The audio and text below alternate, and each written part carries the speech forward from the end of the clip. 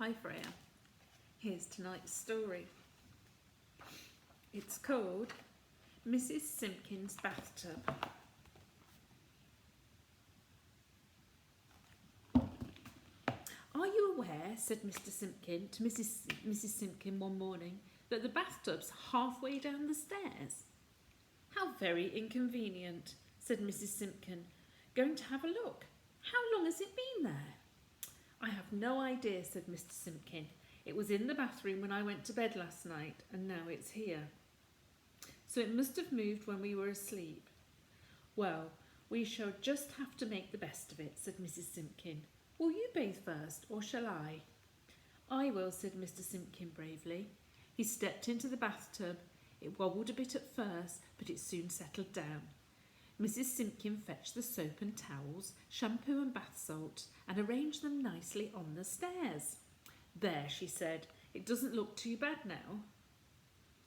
And if I polish the taps and scrub the feet, it should look quite smart. I'm sure none of the neighbours has a bathtub on the stairs.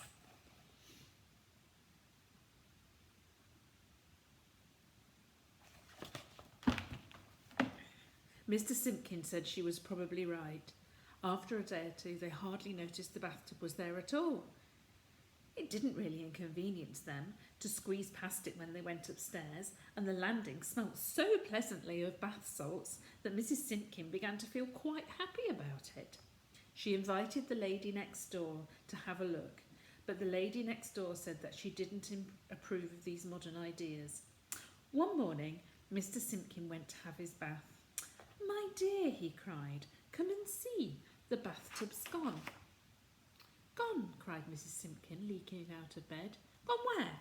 "I don't know," said Mr. Simpkin, "but it isn't on the stairs. Perhaps it's back in the bathroom," said Mrs. Simpkin. They went to look, but it wasn't there. "We'll have to buy another one," said Mr. Simpkin as they went down to breakfast. The bathtub was in the kitchen. "You know, my dear," said Mr. Simpkin a few minutes later, "this is a much better place for the bathtub than halfway down the stairs. I quite like having breakfast in the bath."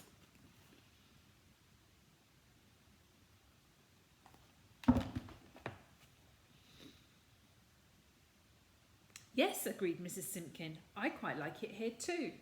The bath towels match the saucepans."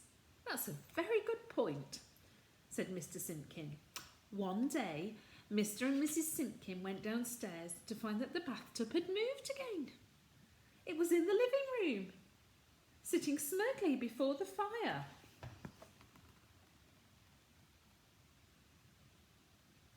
"Oh, I don't think I like it there," said Mrs. Simpkin, "but I don't suppose it will stay there very long. Once a bathtub has started to roam, it never knows when to stop." She was quite right. The next day, they found it in the cellar, with spiders in it. Ooh! One day, they couldn't find the bathtub anywhere.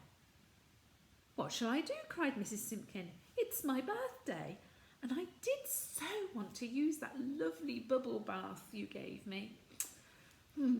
"So did I," said Mr. Simpkin. The lady next door came round. "Happy birthday," she said. "Did you know that your bathtub was on the front lawn?" They went to all have a look. "On the front lawn?" "Yes, there's a horse drinking out of it." "Go away," said Mrs. Simpkin. "How dare you drink in my bath, you greedy creature." She stepped into the bathtub. The lady next door said she didn't know what the world was coming to.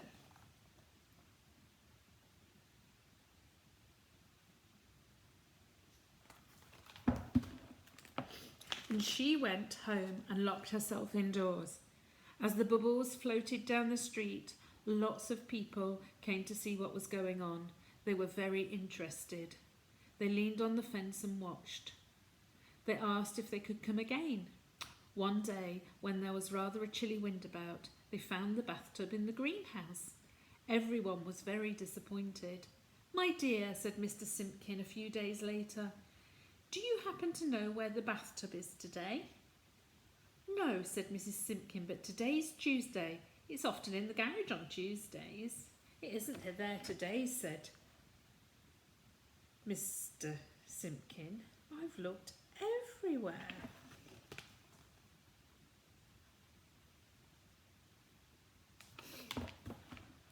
do hope it hasn't gone next door, sighed Mrs. Simpkin. The lady next door has no sympathy at all. Mr. Simpkin went round next door to inquire. Excuse me, do you know where my bathtub is? The lady next door said she was of the opinion that people ought to be able to control their own bathtubs. Mr. Simpkin went home. Mr. Robinson from across the street rang up. I know it's none of my business, he said, but I thought you might like to know that your bathtub is on the roof of your house.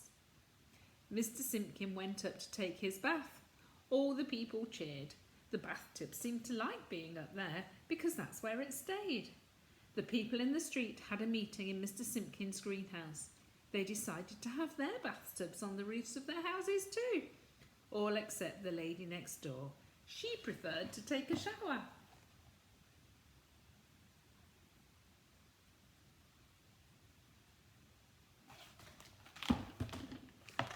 And that's the end of Mrs. Simpkin's bathtub.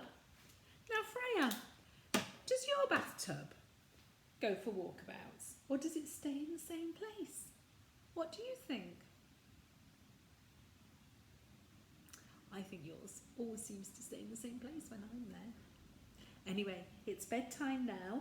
Time to shut your little eyes and dream of little fairies and things. Nana loves you lots and lots and lots and lots. Big cuddles. I'm sorry I'm not here.